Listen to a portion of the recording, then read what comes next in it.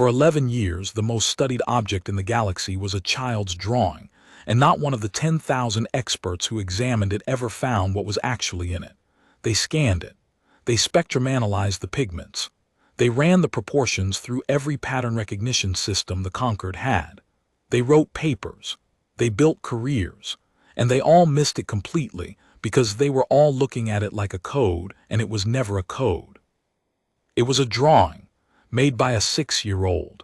And the thing hidden in it was the kind of thing only another human would ever think to look for. I'm the one who finally found it. I want to be clear, right at the start, that I'm nobody special. I wasn't the smartest person who ever looked at that drawing. I wasn't even a scientist. I was a junior archivist, third shift, the person they let near the famous artifact only because it was 3 in the morning and everyone important had gone home. I found what 10,000 experts missed for one reason, and one reason only. I'd been a 6-year-old once, and I'd drawn pictures for my mother, and none of those 10,000 experts, brilliant as they were, ever had. Let me tell you the whole thing, from the beginning, the way it actually happened.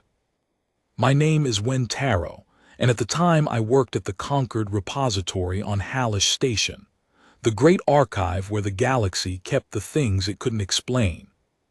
You have to understand what the repository was.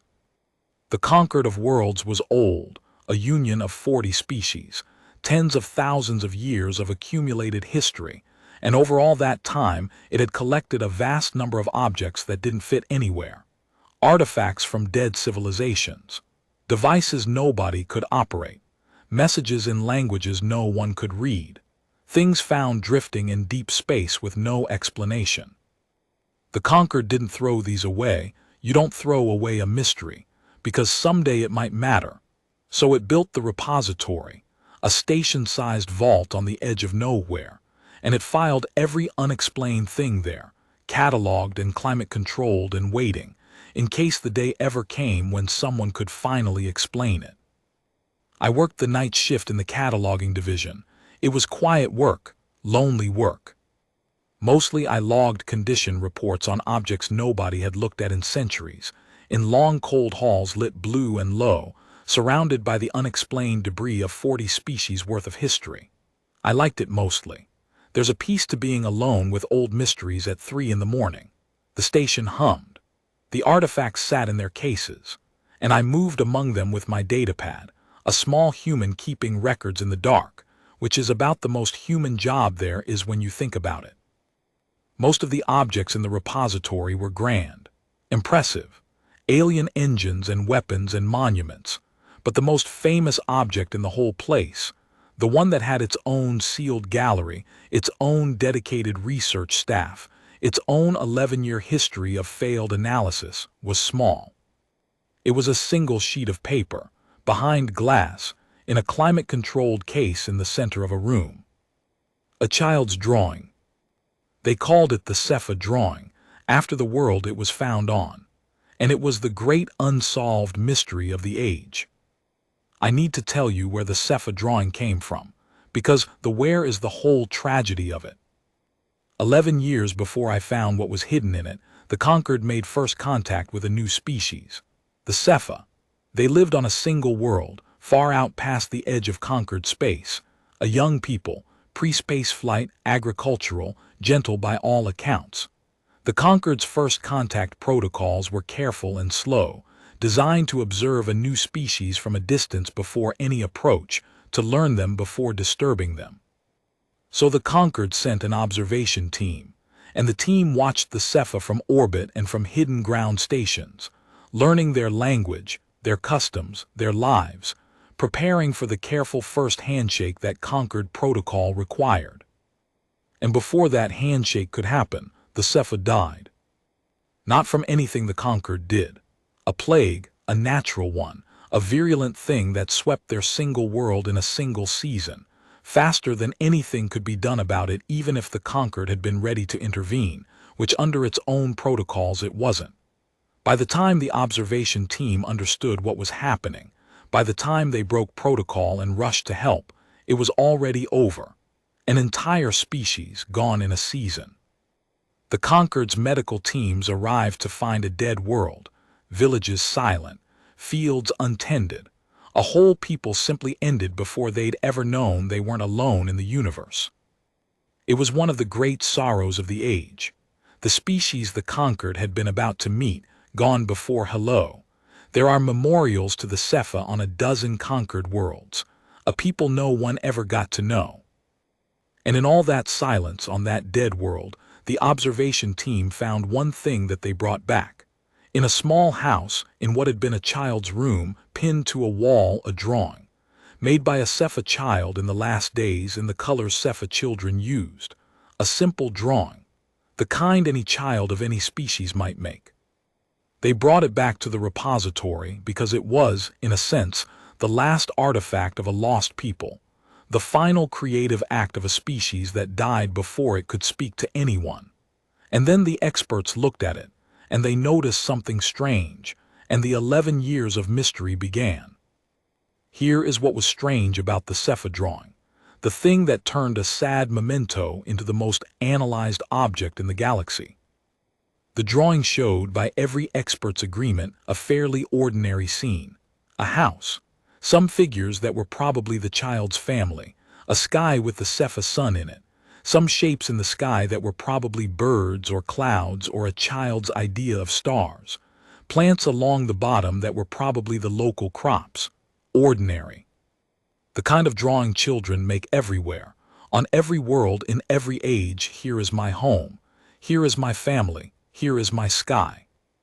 But when the experts analyzed it, really analyzed it, with all the Concord's tools, they found that the drawing was too precise.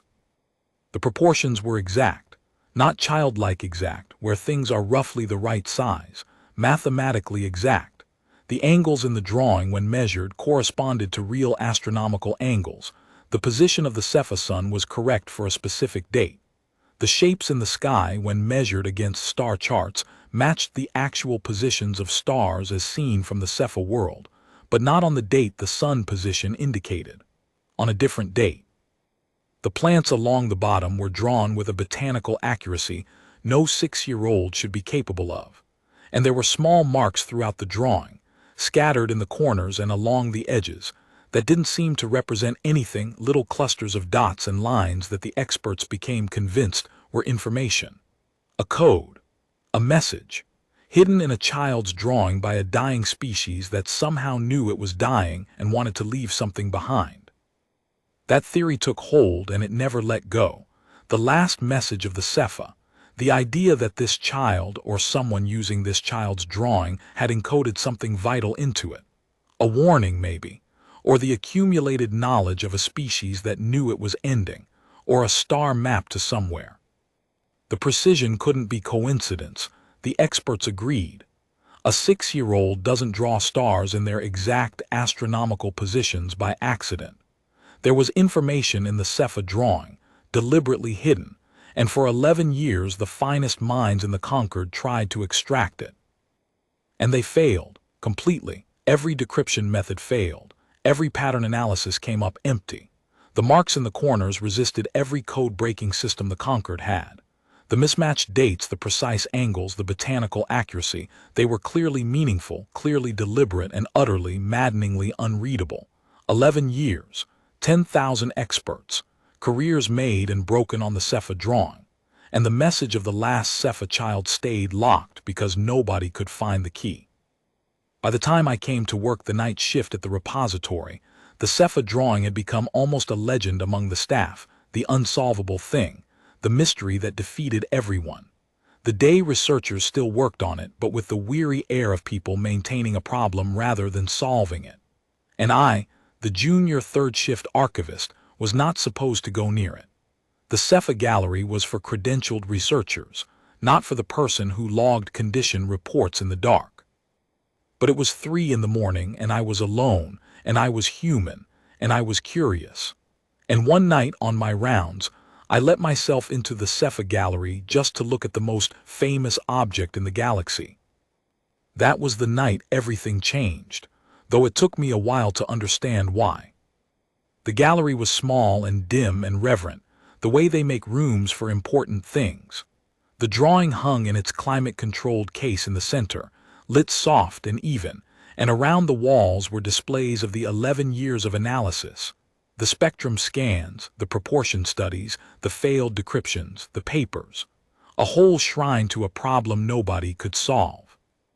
I stood in front of the case and I looked at the actual drawing for the first time. Not a scan. The real thing. The actual sheet of paper a HFY child had actually touched in the last days of a dying world. And my first reaction, my very first, before any analysis, before any thought, was that it broke my heart. Because the experts, in 11 years of treating it as a code, had stopped seeing it as a drawing. And it was a drawing, a child's drawing. Here is my home, here is my family, here is my sky.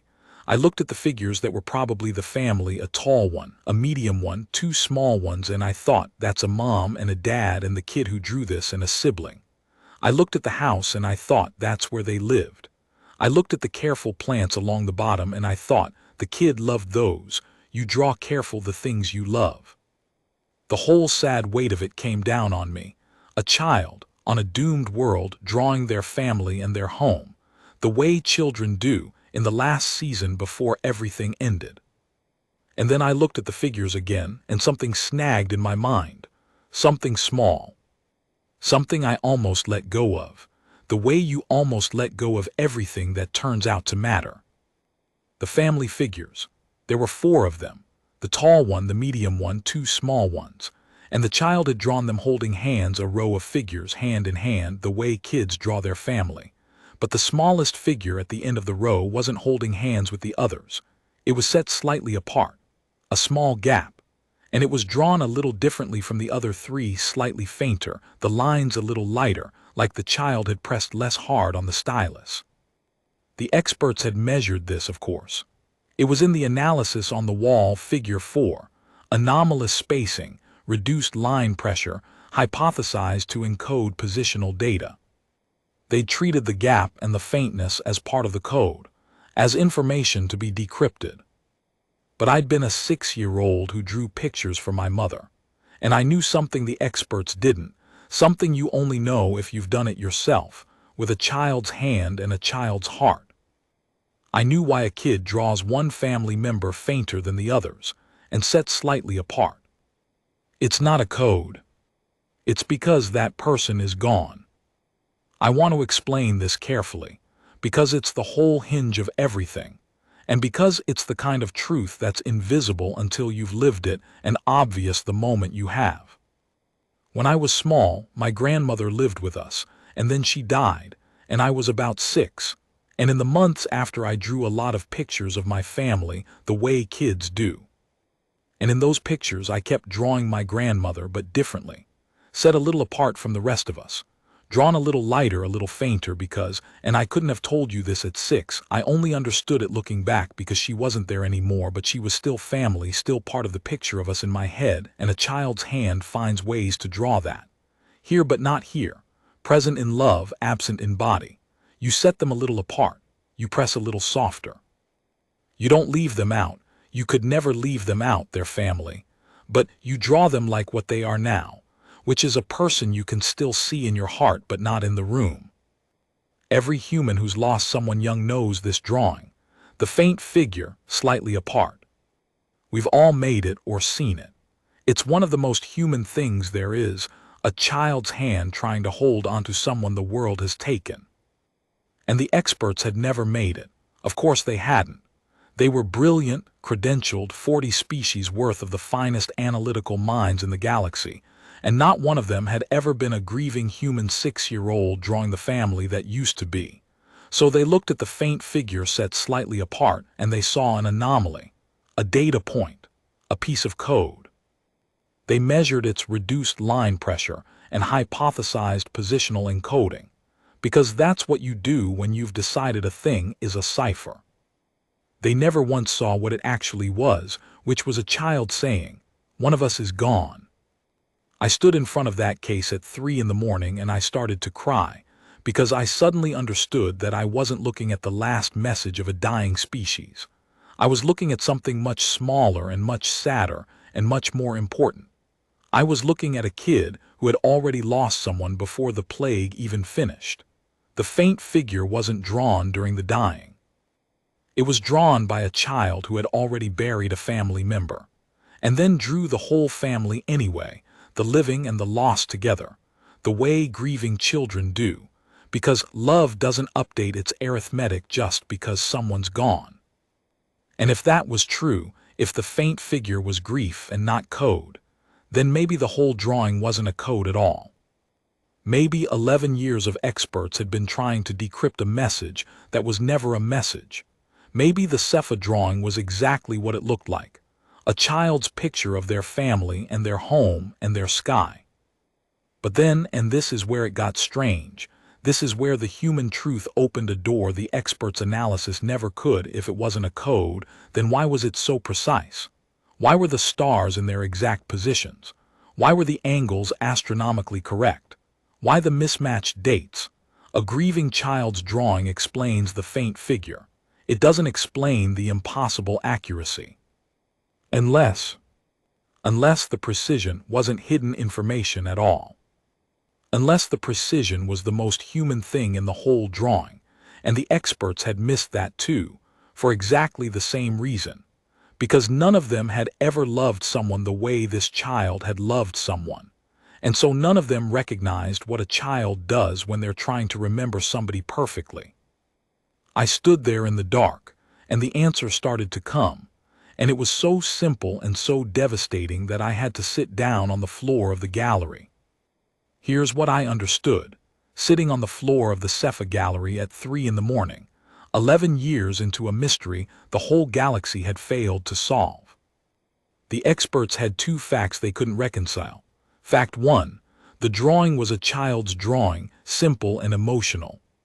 Fact 2, the drawing contained impossible precision, exact stars, exact angles, exact botany, mismatched but specific dates. They'd assumed the only way to reconcile these was a hidden code, that someone had disguised precise information inside a child's drawing, and that assumption had eaten 11 years. But there was another way to reconcile them, a human way, the way you'd think of only if you'd been a child who lost someone and tried to hold on. What if the precision was memory? What if the lost family member, the faint figure set apart, what if that person had been the one who taught the child these things, the exact stars, the names of the plants, the angles of the sun? What if the missing person was, say, the child's parent or grandparent, someone who'd loved the sky, who taught the child the real positions of the stars and the real names of the crops, and the way the sun sat on a particular day, the day, maybe, a day that mattered to them both, a birthday or a last good day before the illness. And then that person died, and the grieving child sat down to draw their family and drew the lost one faint and apart because they were gone, but drew everything that person had taught them with perfect, painstaking, loving accuracy. The stars exactly where the lost one said they were, the plants exactly as the lost one named them, the sun exactly where it sat on the day that mattered, not as a code, as a memorial. A child rendering, with all the precision their small hands could manage, everything a beloved teacher had given them, because getting it exactly right was how you kept them.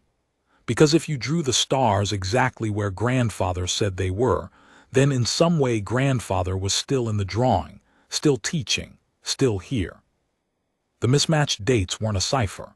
The sun was on one date because that was the day the person died, maybe, or the last good day.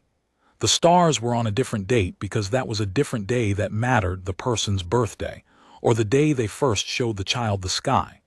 Two dates, both precise, both meaningful, because grief doesn't care about consistency, it cares about the days that count.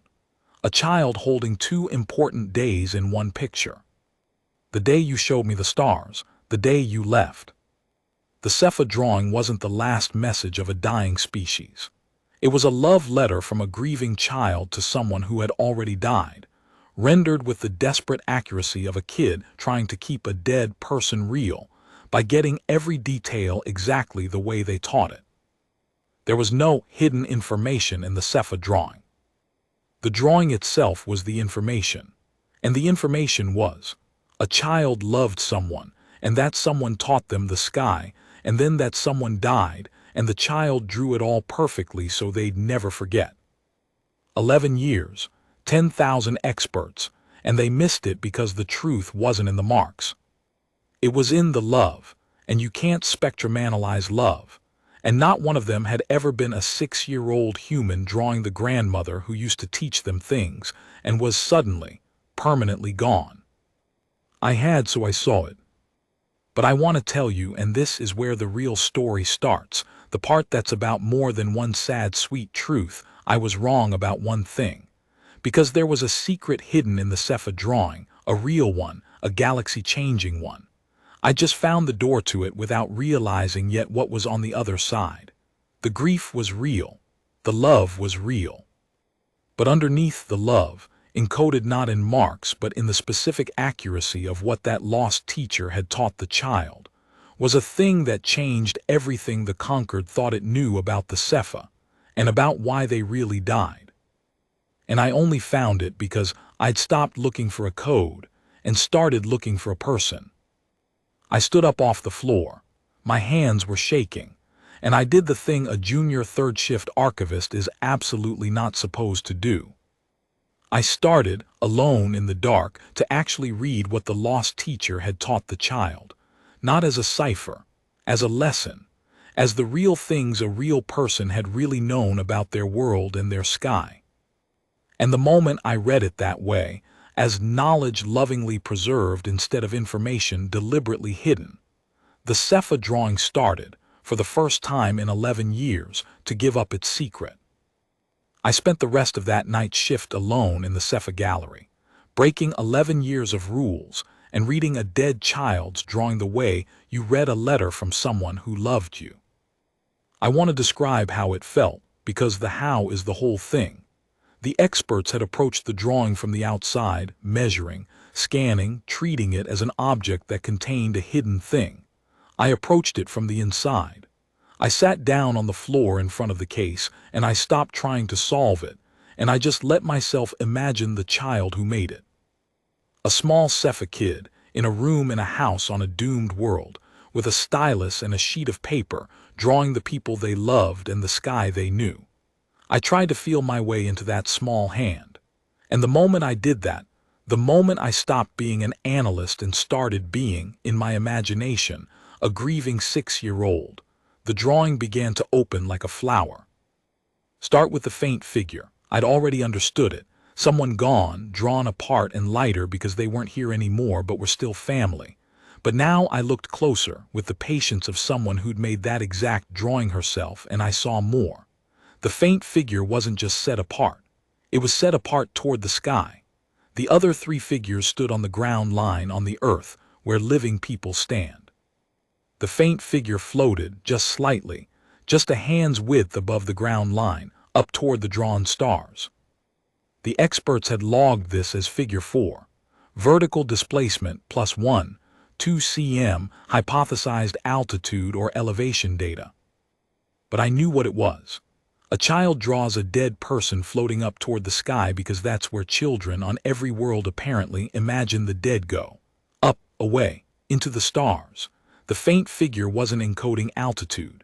It was a kid drawing their lost person in heaven, or whatever the Cepha called it, up among the stars the lost one had loved and taught about. And that told me something crucial, something that cracked the next layer. The lost person and the stars were connected. In the child's mind, the gone one belonged with the sky, which meant the precise stars weren't just memory of lessons. They were where the lost person was now. The child had drawn their dead teacher up among the exact stars that teacher had loved, so they'd be together, so the lost one would have the right sky around them forever. I started to cry again, sitting on that floor, because I finally understood the precision. Of course you draw the stars exactly right. You're drawing the place your loved one lives now. You'd want to get it perfect. You'd press hard and measure with your eye and try until the stars were exactly where they really were, because that was the sky your person was in now, and it had to be right. It wasn't a code. It was a child building their dead teacher, a heaven out of the real and accurate sky. Because a real accurate sky was the most loving thing a small hand could make. When the day shift came in, I should have left. I should have logged my rounds and gone home and said nothing, because I was a junior third shift archivist who'd spent the night breaking into the most important gallery in the repository to have feelings at a famous artifact. Instead, I went and found Dr. Orrin Vale. Dr. Vale was the senior researcher on the Cepha drawing, had been for 9 of the 11 years. He was a concordant Selu, a tall, grave, gray-feathered being with the patient, sorrowful manner of someone who has spent nearly a decade failing to solve one problem and made peace with it. He was kind. That mattered. A lot of the senior researchers would have had me removed for what I was about to do. Dr. Vale just looked at me, this exhausted, red-eyed, junior human who'd planted herself in his lab at shift change babbling about a child's drawing, and he gestured for me to sit. And he listened. I told him everything, the faint figure, the grief, the way human children draw the dead, the precision as memorial, not code, the stars as the place the lost one now lived. I talked for an hour badly out of order, crying half of it, and Dr. Vale listened to all of it without once interrupting, his grave gray head tilted, his old eyes getting older as I went. When I finally ran out of words, there was a long silence. And then Dr. Vale said, very quietly, "We never considered grief." He said it the way you'd say the name of something you'd walked past 10,000 times without seeing. "In 11 years, he went on, we considered cryptography, steganography, astronomical encoding, mathematical languages, compression algorithms. We brought in 40 species worth of specialists in hidden information." He looked at the drawing on his main display, the image he'd been staring at for 9 years. "We never once brought in someone who had grieved a child's grief. Because it never occurred to us that the answer could be something so simple that a child could feel it, but no expert could measure it." His feathers settled flat, a Selu gesture I'd learned meant something like shame. "We were looking for what a clever adult would hide. We never asked what a heartbroken child would show." "I might be wrong," I said. "I'm not a scientist, I made that drawing once. The faint grandmother, I recognized it." "You are not wrong," Dr. Vale said softly. "I have looked at that figure for 9 years and called it a data anomaly, and the moment you said the word grief, I knew, the way you know a true thing, that you are not wrong." He turned to me. "But if you are right that it is not a code, then we have a new problem, and it is in some ways a worse one, because the precision is still real. The stars are still exact. And if they are exact not as cipher but as memory, as the real sky a real teacher taught a real child, then that drawing contains true astronomical data about the Cepha world, recorded by someone who knew it intimately. And that, my dear, may be worth more than any code we ever imagined, because we know almost nothing true about the Cepha. They died before they could tell us anything. And here, in a child's grief, might be real knowledge preserved by love instead of science, but real all the same." He stood, suddenly urgent in a way I'd never have expected from so grave a being. Show me how to read it as a child would.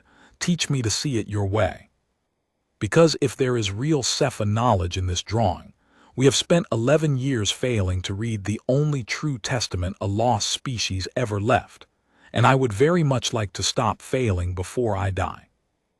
We worked for 3 days, Dr. Vale and I, and slowly a few others he trusted, reading the Cepha drawing not as a code but as a child's loving record of what a dead teacher had known.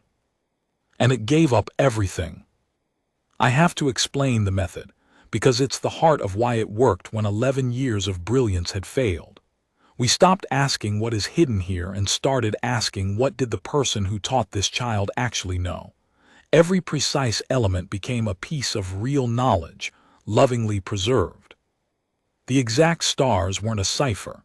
They were the real night sky of the Cepha world, recorded by a child who'd had it taught to them with love. The botanical accuracy of the plants wasn't encoding. It was the real crops of the Cepha world, drawn exactly because the lost teacher had named them exactly.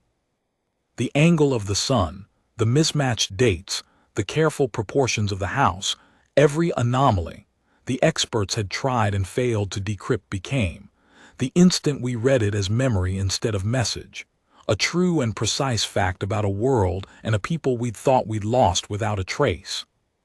The Cepha drawing wasn't the last message of a dying species. It was something rarer and better. It was the last knowledge of a dying species, preserved in the one form that survived, a child's love for a dead teacher, rendered in desperate accuracy on a single sheet of paper. The Cepha never got to tell the Concord anything, but a grieving 6-year-old, trying to keep their grandmother real, had accidentally recorded their entire world. And then on the third day, we found the thing that changed everything, the real secret, the one underneath all the others. It was in the plants. The careful crops along the bottom of the drawing, the ones the experts had logged as botanical detail, anomalously precise. We'd been reading them as the real crops of the Cepha world, lovingly recorded, and they were. But Dr. Vale, who for all his humility was a genuinely great scientist, noticed something I never could have, because it required knowing things I didn't know. "These plants," he said slowly on the third day, staring at the bottom of the drawing. "When I know these plants, not the Cepha species specifically, but the family, the structure. Look at the leaf arrangement, the root system the child drew below the ground line." He pulled up comparison images, his feathers rising in agitation. "These are medicinal. This entire row. The Cepha world had a native flora with profound medicinal properties. We knew that. The survey team cataloged it after the plague. But here is the thing, the thing that stops my heart." He turned to me. "The child drew the plants with their roots showing. Below the ground line. You do not draw a plant with its roots unless someone taught you that the roots are the important part. And these roots, the way the child drew them, the specific structure, these are the parts you would harvest for medicine. This child was taught not just what these plants were, but how to use them, which part heals. The lost teacher was a healer, and they taught this child the medicine of their world before they died." I didn't understand yet why that mattered so much. Dr. Vale saw it on my face, and he sat down slowly, and he told me the thing that turned a sweet, sad story into a galaxy-changing one. "The Cepha died of a plague," he said quietly. "A natural plague, we believed, a virulent pathogen that swept their world in a season, faster than anything could be done. One of the great sorrows of the age, an entire species lost. We mourned them as victims of a cruel and random universe." His old eyes were fixed on the drawing. "But when? The Cepha had a flora rich in medicine, a healing tradition. This drawing proves it. A child casually taught which roots heal. A people with that kind of medicine do not simply lie down and die in a season. They fight, they treat. And the survey team's records, I have read them 100 times. The survey team noted that the plague seemed to resist the Cepha's traditional remedies in a way that was, they wrote, anomalous. At the time we thought nothing of it. A new pathogen, of course it resisted old remedies." He looked at me. "But what if it wasn't a new pathogen? What if it was an engineered one? Something designed to defeat exactly the medicines these people had? What if the Cepha didn't die of a cruel random universe at all? What if someone killed them and made it look natural?" The gallery went very cold around me. "And the only evidence," Dr. Vale said, "the only trace of the truth that survived the death of an entire species is in this drawing. Because the child recorded their world's real medicine, exactly with love. And if we read the medicine the child preserved and compare it to the plague that defeated it, we may be able to prove what really happened to the Cepha. The drawing isn't just a memorial, it's evidence. The last testimony of a murdered people, hidden in the one place the murderers never thought to look. Because who searches a dead child's drawing for the truth about a genocide?" That's when the trouble started. The real trouble. Because the moment Dr. Vale spoke the word engineered, the moment the Cepha drawing stopped being a sweet, unsolvable mystery and became potential evidence of a murdered species, the whole thing got dangerous in a way a junior archivist was completely unprepared for. Dr. Vale was careful. He understood far better than I did what we might be holding. He didn't broadcast it. He quietly began comparing the medicinal plants the child had preserved against the survey team's records of the plague, trying to determine whether the pathogen had been designed to defeat exactly those remedies. It was painstaking work, and it had to be quiet, because if the cipher had been murdered, then someone had done the murdering, and that someone was still out there, and had spent 11 years content in the knowledge that the only species who could accuse them was extinct, and the only evidence was a child's drawing no expert could read. We had read it. That made us a problem. The first sign was small. Dr. Vale's access to the survey team's full plague records he'd had open access to for 9 years, was suddenly restricted. Archival review, the notice said. A routine reclassification. He frowned at it and requested an exception, and was told it would take 6 weeks to process. 6 weeks. For records he'd used freely for nearly a decade, the moment he started using them to ask a new question. The second sign was less small. I was reassigned. A junior third-shift archivist who'd been quietly helping a senior researcher was abruptly transferred to a different division, a different shift, with a polite note about operational needs. I no longer had access to the Cepha gallery. I no longer had a reason to be near Dr. Vale. The 2 people who'd cracked the drawing were, very gently, very bureaucratically, being separated and starved of access. Not by anyone we could see or accuse, but by the slow, quiet machinery of an institution that someone, somewhere, had decided to nudge. And the third sign was the one that frightened me. Dr. Vale came to find me, off hours, in the corridor outside my new posting, and he looked older than I'd ever seen him, and he spoke fast and low. "I have been warned off," he said. Not openly. A colleague, a friend, I think a real friend, told me quietly that questions are being asked about my fitness to continue on the Cepha project. That my recent theories are destabilizing. That it might be best for my long career if I returned to treating the drawing as an unsolved cryptographic problem and stopped speculating about events long past. His feathers were flat with fear and fury both. When someone does not want this read, someone with enough reach to restrict records and reassign staff and threaten a senior researcher's career, all without ever showing their face, which tells me 2 things. It tells me we are right, that the Cepha were murdered, and that the murderer is not only still alive but still powerful within the Concord. And it tells me that the drawing is the only proof, and that they will make it disappear quietly, the way they made the Cepha disappear, if we give them the time. "What do we do?" I whispered. "We're nobody. You're one researcher they can discredit, and I'm a junior archivist they just reassigned. We can't fight someone powerful enough to murder a whole species and cover it up for 11 years. Dr. Vale looked at me for a long moment, and then something settled in his grave old face. A decision. "No," he agreed. "We cannot fight them, not directly. They are too powerful and we are too small, and the evidence is too easily buried." He stepped closer. "But when they have made the same mistake everyone made about that drawing for 11 years, they are thinking like powerful people. They are thinking that the danger is the evidence, the plant data, the plague records, the scientific proof. They are moving to control the evidence, restrict the records, discredit the researcher. They are fighting it like a cryptographic problem the same way the experts did, locking down the information." His old eyes lit with something fierce. "But the drawing was never about information. You taught me that. The drawing's power was never in the data hidden in it. It was in the grief, in the love, in the simple human and Cepha truth that a child drew their dead teacher into the stars and recorded a whole murdered world out of love. That is the thing they cannot lock down, because you do not need to be an expert to understand it. You do not need clearance to feel it. A child's grief is the one piece of evidence that every single person in the Concord can read for themselves, instantly, with their own heart, no decryption required." He took my hands. They will bury the data, he said. Let them. We are going to give the galaxy the grief instead.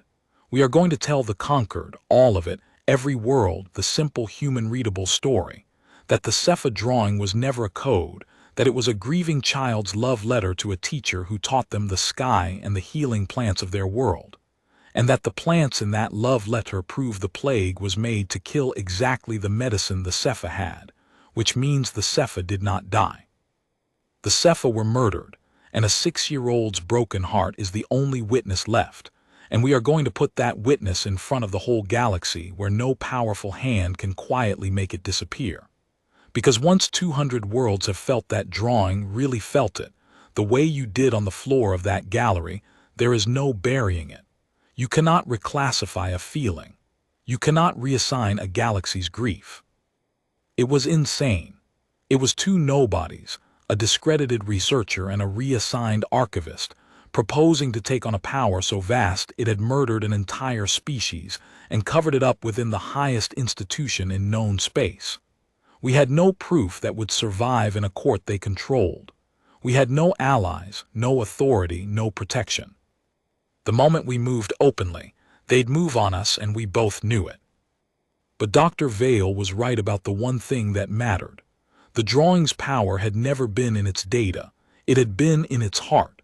And a heart, broadcast widely enough, fast enough to enough people at once, cannot be quietly suppressed the way a data file can.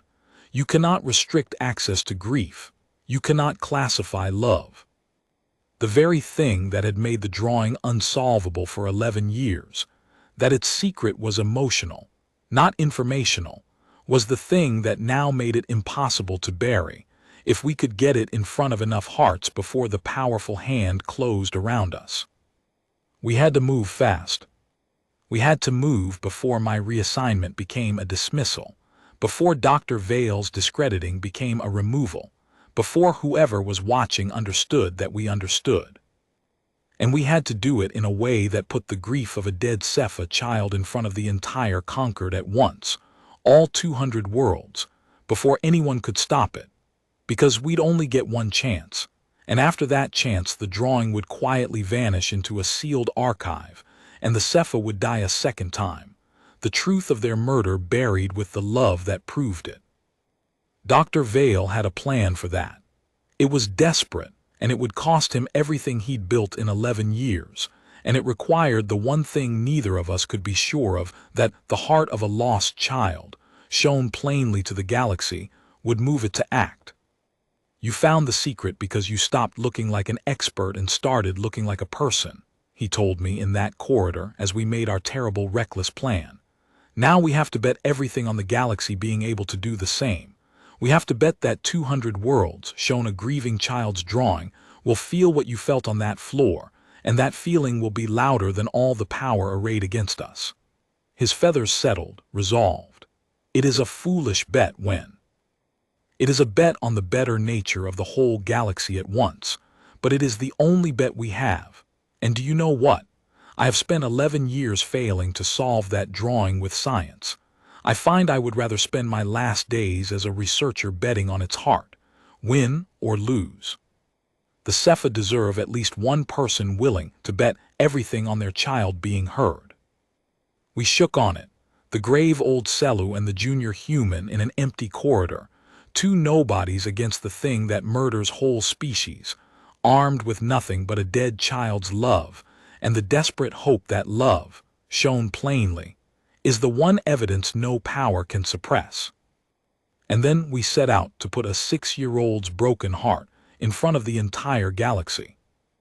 The Concord held a thing called the Open Forum once a year, a galaxy-wide assembly where, for one day, any matter of broad concern could be brought before all 200 member worlds at once, broadcast to every world simultaneously, the nearest thing the Concord had to speaking to everyone in the same moment.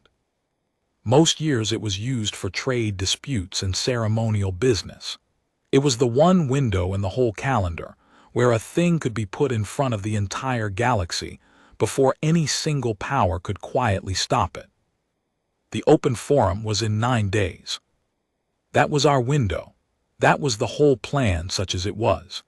Get the cipher drawing and its terrible, beautiful, human-readable truth onto the floor of the open forum, where 200 worlds would see it at once, where no quiet hand could reclassify it or bury it or make it disappear, because you cannot unshow a thing to a galaxy. We had 9 days to get a discredited researcher and a reassigned archivist onto a stage that neither of us had any right to stand on, carrying evidence that powerful people were actively working to bury. It should not have been possible, and it almost wasn't. The first problem was getting standing. The open forum didn't take walk-ins. To bring a matter before it, you needed sponsorship, a member world or a recognized institution willing to put the matter on the agenda. And the moment Dr. Vale tried, through proper channels, to register the cipher matter for the forum, the same quiet machinery that had restricted his records and reassigned me moved again. The registration was received for review, buried in process. It would not clear before the forum, and everyone involved made very sure, with great politeness, that it would not. We were being smothered in courtesy. That's the thing about real power, it rarely needs to threaten. It just slows you down, politely, indefinitely, until your moment passes and the danger you posed expires on its own. Whoever had murdered the cipher didn't need to silence us dramatically. They only needed to make sure we missed the forum. After the forum, a junior archivist's wild theory and a discredited old researcher's last obsession would be easy to bury at leisure. Dr. Vale came to me on the 4th day, gray and exhausted, and I thought he'd come to tell me it was over. Instead, he told me about the cellular remembrance. "There is a thing my people have," he said, "an old right. The Celu were a founding species of the Concord, and at the founding, certain ancient rights were written into the forum's charter and never removed because no one ever uses them. One of them is the remembrance, the right of any Celu elder to bring before the forum the memory of a dead people, that they not be forgotten. It was meant for the eulogies of extinct allies long ago. It has not been invoked in 200 years. His old eyes were steady. It cannot be denied when it is in the charter. It does not require sponsorship or review. Any Celu elder may stand at the forum and speak the memory of the dead, and the forum must hear it, because to deny it would be to deny the charter itself." A pause. "I am a Celu elder. The cipher are a dead people. I may bring their remembrance. And no quiet hand can stop me, because the right is older than any of them, and stopping me would mean openly breaking the charter in front of 200 worlds, which is the one thing a power that hides cannot do." "They'll know," I said. "The moment you register the remembrance, they'll know exactly what you're doing, and they'll come for you before the forum, discredit you, have you declared unfit, something." "Yes," Dr. Vale agreed calmly. "They will try, which is why I am not going to register it until the forum has already begun. I am going to walk onto that floor on the day, unannounced, and invoke a right that cannot be refused in front of the whole galaxy before anyone has time to stop me." He almost smiled. "It is the same trick the drawing taught us when they are guarding against information, registrations, agendas, evidence, all the things they know how to suppress. They are not guarding against an old man standing up to speak the memory of dead children, because it never occurs to power to guard against grief. It is too small a door. They will be watching all the large doors. We are going to walk through the small one, the same one the truth has been hiding behind for 11 years. The 9th day came. The open forum convened. I was in the gallery. Dr. Vale had gotten me in as his aide, one of the few things he could still do. The forum chamber was the largest room I have ever been in, a vast amphitheater with the representatives of 200 worlds, and above and around them the broadcast arrays that carried every word live to every member world of the Concord at once. Billions of beings watching, the whole galaxy in one room in a sense. The one place a thing could be shown to everyone before anyone could stop it. The morning's business droned on, trade matters, ceremonial business, And the whole time Dr. Vale sat beside me, grave and still, with the Cepha drawing's image loaded and ready and a single sheet of paper in his hands, a printed copy of the drawing, the actual image, that he meant to hold up where the galaxy could see it. He was calm. I was shaking. Somewhere in that chamber, I knew, were the people who'd murdered a species, sitting in their seats, not yet knowing that an old man and a printed drawing were about to undo 11 years of silence.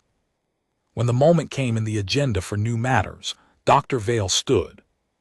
He did not wait to be recognized. He invoked the remembrance, spoke the old words, the ancient charter right of a Selu elder to bring the memory of the dead before the forum, and a ripple went through the chamber, confusion, because no one alive had ever heard the remembrance invoked. The forum's moderator, caught off guard, checked the charter, and found that Dr. Vale was right, that the right was real and could not be refused, and granted him the floor with the baffled air of someone following a rule they didn't know existed.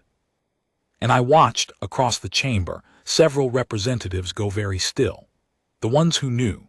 The ones who understood the instant they heard the word Cepha exactly what was about to happen, and who could do nothing because to stop an old man speaking the memory of dead children on the floor of the open forum in front of the whole galaxy would be to confess that the memory was dangerous, which was the one thing they could never afford to confess. They'd guarded every large door. And Dr. Vale walked through the small one, and the galaxy leaned in to listen. He didn't start with the murder. That was the genius of it, the thing he and I had argued over and finally understood. He didn't start with the evidence, the plague records, the engineered pathogen, the accusation. Power knew how to fight all of that. Power had spent 11 years getting ready to fight all of that. He started with the child. He held up the printed drawing where the chamber and the broadcast arrays could see it, and he said in his grave, gentle voice, carried live to 200 worlds, "This is a drawing. It was made by a Cepha child, perhaps 6 years old in the last season of their world. For 11 years, the finest experts in the Concord studied this drawing, certain it contained a hidden code, and they failed to read it because they were looking for what a clever adult would hide. They never asked what a heartbroken child would show." He paused, letting the image sit there, simple and sad, in front of the galaxy. "Let me show you what is in this drawing, not as an expert, as anyone with a heart can see it. As my young human colleague saw it, the night she stopped treating it as a puzzle and started treating it as a person." And then he read the drawing to the galaxy the way I'd read it to him. "The house, here is my home. The figures holding hands, here is my family. And the faint one, set apart, floating up toward the stars, here is the one we lost, drawn lighter because they are gone, drawn up among the stars because that is where this child believed their lost one now lived." He read the precise, loving stars, the real sky, recorded perfectly because it was the sky the lost one had taught the child, and the sky the lost one now lived in. And a child will get the stars exactly right when they are building heaven for someone they love. He read it all plainly, gently, and I watched the vast chamber go silent, and I knew, I could feel it, that across 200 worlds, billions of beings were feeling what I had felt on the floor of that gallery. The simple, unbearable weight of it. A child on a doomed world, drawing their family and their dead and their sky, with all the love in their small hands. You cannot classify that. You cannot reclassify a feeling. The powerful had been so busy guarding against evidence that they had left the galaxy's heart completely undefended, and Dr. Vale walked an entire species' grief straight into it. And only then, only after 200 worlds were already weeping for a Cepha child none of them had ever known, only then did he turn to the plants. "Now look at the bottom of the drawing," Dr. Vale said, gentle still, into the silence of a galaxy already grieving. "The plants. The child drew them with their roots showing below the ground line, the part you only draw if someone has taught you that the roots are what matter. The lost one, the faint figure, the one this child drew into the stars, taught this child the medicine of their world, which roots heal. The cipher had a great healing tradition. This child, in their grief, recorded it perfectly, because it was the last gift their lost teacher gave them, and getting it exactly right was how they kept that teacher close. He let the chamber hold that, the tenderness of it, and then, very quietly, he closed the trap. The cipher died of a plague, he said. We mourned them as victims of a cruel and random universe, but a people with this medicine do not die in a single season without a fight. And the survey records note, I have them here, in full despite considerable effort to keep them from me, that the plague resisted the cipher's traditional remedies in an anomalous way. At the time, we thought nothing of it. His grave old eyes lifted to the chamber, to the broadcast arrays, to the watching galaxy. But this child's drawing tells us exactly what those remedies were. And when you compare the medicine this child lovingly preserved against the plague that defeated it, you find that the plague was designed to defeat precisely these plants, precisely this medicine. A natural pathogen does not do that. An engineered one does. He held up the drawing one final time. The cipher did not die of a cruel universe. The cipher were murdered with a weapon built specifically to defeat the one thing that could have saved them. And the only witness who survived, the only testimony of an entire murdered people, is the grief of a 6-year-old child who drew their dead teacher into the stars and recorded, by accident, out of love, the exact medicine their murderers had to destroy. The chamber erupted. I'm not going to pretend the next part was clean or fast or that justice arrived like a thunderbolt. It didn't. Real reckonings never do. But the thing Dr. Vale had bet everything on turned out to be true. Once the galaxy had felt the drawing, once 200 worlds had grieved a cipher child as their own, the evidence could no longer be buried, because now billions of people were demanding it be examined, and you cannot quietly bury what a grieving galaxy insists on seeing. The investigation that followed took years. I won't walk you through all of it, but the short version is this. Dr. Vale was right. The plague had been engineered, and the ones who'd done it, I'll tell you who they were because it matters, because it's the saddest part, were not some alien monster from outside the Concord. They were a faction within it. A powerful commercial consortium that had surveyed the cipher world before the Concord's official contact, and recognized what the cipher healing flora was worth, a medicinal treasure, a pharmacological fortune, plants that could heal across species. And they had understood that if the Concord made formal contact with the cipher would own their own world and their own medicine, and the consortium would have to deal with them as equals, pay them, respect them. So they made sure there were no cipher to deal with. They engineered a plague to defeat the cipher's own medicine, released it before formal contact, and let an entire species die so that their world and their priceless flora would be unclaimed. Empty. Available. They murdered a whole people for a botanical patent. And for 11 years it had worked perfectly, because the only witnesses were dead, and the only evidence was a child's drawing that no expert could read. They had not counted on grief. They had not counted on a junior archivist who'd drawn her own dead grandmother faint and apart at 6 years old, and recognized the same hand across the void of species and death. They had not counted on the one form of evidence that needs no decryption and submits to no suppression. A child's love, shown plainly to a galaxy with a heart. The consortium was broken. Its leaders faced the Concord's highest tribunal. Justice of a kind was done slow and incomplete and far too late, the way it always is, but done. The cipher world was placed under permanent protection, its medicine held in trust, never to be patented or sold, in the name of the people who died for it. But that wasn't the part that mattered most. Dr. Vale knew it, and so did I.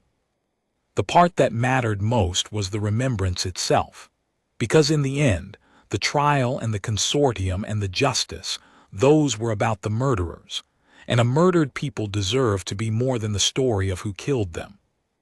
The cipher became known. That was the real victory, the one Dr. Vale had bet everything on. For 11 years they'd been a sorrow, the species that died before hello, a sad footnote, a people no one ever got to meet. And then a child's drawing taught the galaxy who they actually were, a people with a great healing tradition. A people who taught their children the names of the plants and the positions of the stars. A people whose 6-year-olds, when they lost someone, drew them up among the stars and rendered their teachings with desperate love, because that's how the cipher held onto their dead, exactly, lovingly, in the accurate and beautiful sky. The galaxy met the cipher after all, not before they died, but truly and forever through the love of one of their children. And there are memorials to the cipher now on every conquered world, not the old sad ones, the species that died before hello. New ones. The drawing, reproduced with its truth told beneath it. A child's family holding hands, with one of them drawn faint and floating up toward a perfectly accurate sky. And under it, on every world, the same words, the ones the conquered chose after long debate. They taught their children the names of the stars. Here is one child's sky, drawn true, that we might know them at last. Dr. Vale retired after the trials. He was very old by then, and the remembrance had cost him the last of his strength, and he was content. I went to see him near the end, on a quiet Selu world, and we sat together and didn't say much, the way you don't need to with someone you've been through a thing like that with. "Do you know what I think about?" he said near the end of the visit. "Not the murderers, not the trial, I think about the teacher, the faint figure, the one the child drew into the stars." His old feathers settled. We never learned who they were. A grandparent, probably. A healer who loved a child enough to teach them the whole sky and all the medicine of their world before the end. We don't even know their name. But when that person saved their species' memory, by loving one child well, by teaching them carefully, by being the kind of person a grieving 6-year-old would render with perfect, desperate accuracy, because getting every star exactly right was how that child kept them. He looked at me. They never knew. They died thinking they were just an old healer teaching a little one the family plants.